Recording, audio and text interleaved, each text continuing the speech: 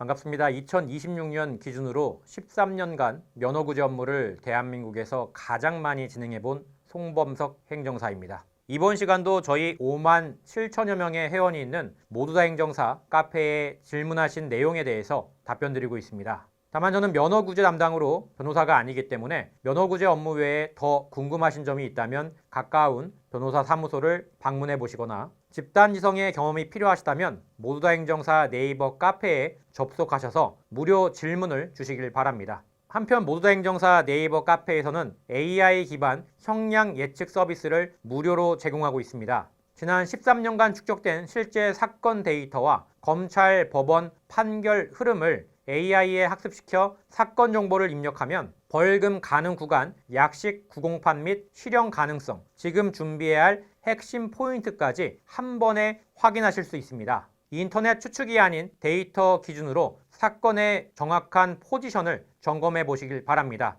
자세한 내용은 이 영상의 하단 링크를 확인해 주시고요. 이진 면허 취소구제 가능할까요? SRTH님. 1차 적발은 2013년 면허 취소 농도였고 대인대물 없고요. 2차 적발이 2025년 0.039 농도가 좀 낮은 편이죠. 사고 다행히 없고 단속에 적발되셨습니다. 부산에서 근무하는 직장인으로 서울 거래처에 창립 기념 행사가 있었고 호텔 식사 자리에서 스테이크가 나와 레드와인 2잔 정도 마시고 저녁 8시 30분에 행사가 끝나서 9시 28분에 기차를 타고 부산으로 내려왔습니다. 내려오는 동안 충분히 잠을 자고 일어나서 술 기운이 없어서 부산역 부근 주차된 차를 12시 15분경에 운전해 출발했고 2-3km 정도 운전하고 가던 중에 단속에 적발됐네요. 형사처벌로는 1차 이후 10년이 넘어 초범과 같이 500만 원 이하 벌금 나올 거라고 단속 경찰관한테 들었는데 행정처분은 이진이고 면허 취소가 2년이라고 하는데 제 직업 특성상 영업이라 신항 창고 견학과 거래처 방문으로 운전이 필수이고 이런 업무가 되지 않으면 회사에서 징계가 내릴 가능성도 있어서 구제가 절박합니다. 면허정지 수준으로 구제받을 가능성이 있을까요?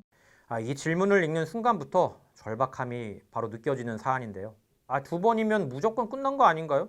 수치가 낮아도 면허 취소는 취소죠. 그래도 혹시 방법이 있을까요? 실제 상담에서도 2번째 면허 취소 사건을 겪는 분들이 가장 많이 하시는 말들인데요. 사건을 먼저 차분히 정리해 보겠습니다. 1차는 2013년 면허 취소, 당시 사고는 없었고요. 그리고 2차 2025년이죠. 단속됐고 혈중 알코올 농도는 낮습니다. 0.039%, 거의 훈방에 가깝죠. 대인대물 사고 없이 단속에 걸린 구조입니다. 시간 흐름도 중요합니다. 서울에서 저녁 식사 자리에서 레드와인 2잔 정도, 식사 종료는 8시 20분, 9시 28분에 기차를 타고 부산으로 내려오고 이동 중에 잠을 잤고요. 술 기운이 없다고 느낀 상태에서 부산역 인근에 주차된 차량을 이때 운전했습니다. 약 3km 주행 중에 단속에 적발됐다고 하네요. 형사 쪽에서는 1차 처벌 이후에 10년이 넘었기 때문에 사실상 초범에 준해서 벌금 500만 원 이하가 나올 수 있다고 경찰에게 안내를 받았다고 합니다. 그런데 문제는 형사가 아니라 행정이죠. 행정에서는 이진으로 간주해서 면허 취소 2년이라는 설명을 들었고 직업 특성상 운전이 필수라 구제가 절박한 상황입니다. 여기서 질문은 이겁니다. 면허 정지 수준으로 구제받을 가능성이 있을까요? 먼저 현실부터 정확히 말씀드리겠습니다. 이진 아웃 면허 취소 구제는 쉽진 않습니다. 이건 맞습니다. 행정청 기준으로 보면 2회 적발이라는 구조 자체가 상당히 불리한 출발선인 것도 사실이고요. 그래서 흔히 이진 아웃이다 이런 말이 나오는 거죠. 하지만 여기서 많은 분들이 한 가지를 놓치는데요. 2번째라는 사실 하나만 보고 결과가 결정되지는 않습니다. 면허구제 제도는 단순히 몇 진이냐, 직업이 생계형이냐 이것만 보는 구조가 아니라는 거죠. 이 사건에서 눈여겨봐야 할 포인트가 분명히 있습니다. 첫 번째, 수치가 낮습니다. 0.039%, 이건 정지 농도 중에서도 하단에 가까운 수치죠. 두 번째로 사고가 없습니다. 대인대물 모두 없는 단순 단속입니다.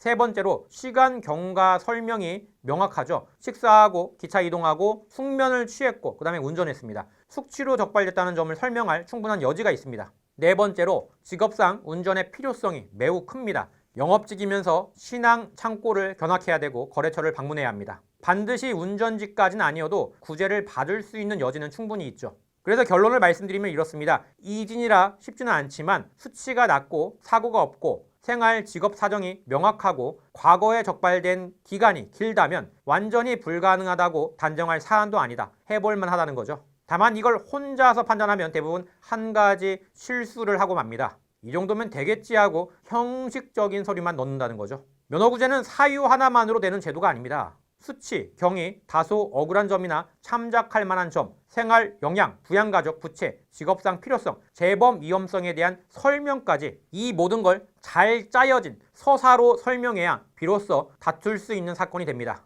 그래서 이 사건의 핵심은 될까요, 안 될까요가 아니라 지금 단계에서 어떤 방향으로 증거를 모아야 하는지 이걸 먼저 점검해야 한다는 거죠. 면허구제 제도는 몇 가지 요소로 기계적으로 보는 제도가 아닙니다. 그래서 두 번째 사건일수록 더더욱 경험 있는 전문가와 구조부터 점검해보는 게 중요하죠.